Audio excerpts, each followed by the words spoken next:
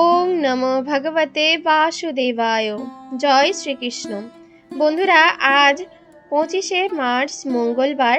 আজকের দিনে সম্পন্ন হচ্ছে পবিত্র পাপ মোচিনী একাদশী।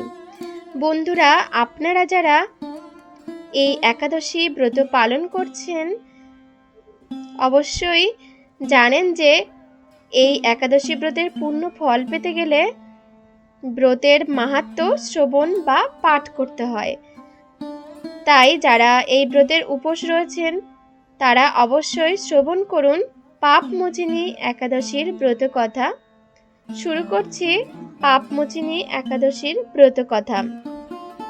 যুধিষ্ঠির শ্রীকৃষ্ণকে বললেন, হে জনার্দন, চৈত্র মাসের কৃষ্ণপক্ষের একাদশীর নাম ও মাহাত্ম্য কৃপা করে আমাকে বলুন। শ্রীকৃষ্ণ বললেন, হে ধর্মরাজ যুধিষ্ঠির, আপনি ধর্ম বিষয়ক প্রশ্ন করেছেন।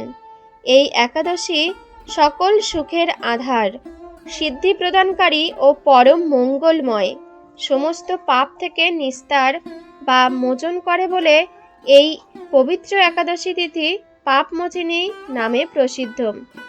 রাজা মান্ধাতা একবার লোমশ মুনিকে এই একাদশীর কথা জিজ্ঞাসা করেছিলেন। তার বর্ণিত সেই বিচিত্র উপাখ্যানটি আপনার কাছে বলছি, আপনি মনোযোগ দিয়ে তা শ্রবণ করুন। প্রাচীনকালে অতি মনোরম চৈত্ররথ পুষ্প উদ্যানে মুনিগণ বহু বছর ধরে তপস্যা করতেন।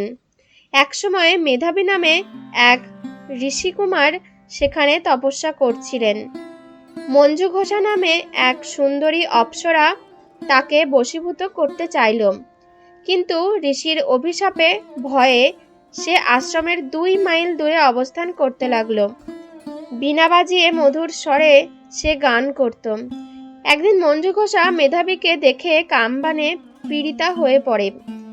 এদিকে ঋষি মেধাবী ও অপ্সরার অনুপম সৌন্দর্য দেখে মুগ্ধ হন।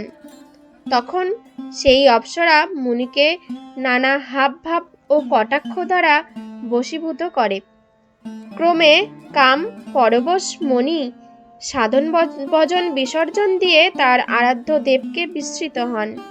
এইভাবে অপ্সরার সাথে কাম ক্রীড়ায় মুনির বহু বছর অতিক্রান্ত হলো। মুনিকে আচার ভ্রষ্ট দেখে সেই অপ্সরা দেবলোকে ফিরে যেতে মনস্থ করল। একদিন মঞ্জু ঘোষা মেধাবীকে বলতে লাগলো, হে প্রভু, এখন আমাকে নিজ গৃহে ফিরে যাবার অনুমতি প্রদান করুন। কিন্তু মেধাবী বললেন, হে সুন্দরী, তুমি তো এখন সন্ধ্যাকালে আমার কাছে এসেছো, প্রাতকাল পর্যন্ত আমার কাছে থেকে যাও। মুনির কথা শুনে অভিশাপ ভয়ে সেই অপ্সরা আরো কয়েক বছর তার সাথে বাস করল। এইভাবে বহু বছর অতিবাহিত হলো। দীর্ঘকাল অপ্সরার সাথে সহবাসে থাকলেও মেধাবীর কাছে তা অর্ধরাত্রি বলে মনে হতো। মঞ্জু ঘোষা পুনরায় নিজ স্থানে গমনের প্রার্থনা জানালে মুনি বললেন, এখন প্রাতকাল, যতক্ষণ পর্যন্ত আমি সন্ধ্যা বন্দনা না সমাপ্ত করি ততক্ষণ পর্যন্ত তুমি এখানে থাকো। মুনির কথা শুনে ঈষৎ হেসে মঞ্জু ঘোষা তাকে বলল, হে মুনিবর, আমার সহবাসে আপনার যে কত বৎসর অতিবাহিত হয়েছে তা একবার বিচার করে দেখুন। এই কথা শুনে মুনি স্থির হয়ে চিন্তা করে দেখলেন যে তার 56 বৎসর অতিবাহিত হয়ে গেছে।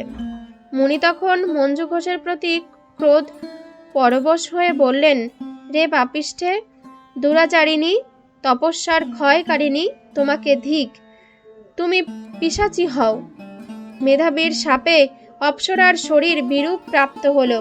তখন সে অবনত মস্তকে মুনির কাছে শাপ মোচনের উপায় জিজ্ঞাসা করল।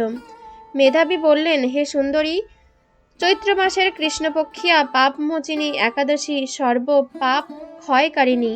এই ব্রত পালনে তোমার পিশাচত্ব দূর হবে। পিতার আশ্রমে ফিরে গিয়ে মেধাবী বললেন, হে পিতা, এক অপ্সরার সঙ্গদোষে আমি মহা পাপ করেছি।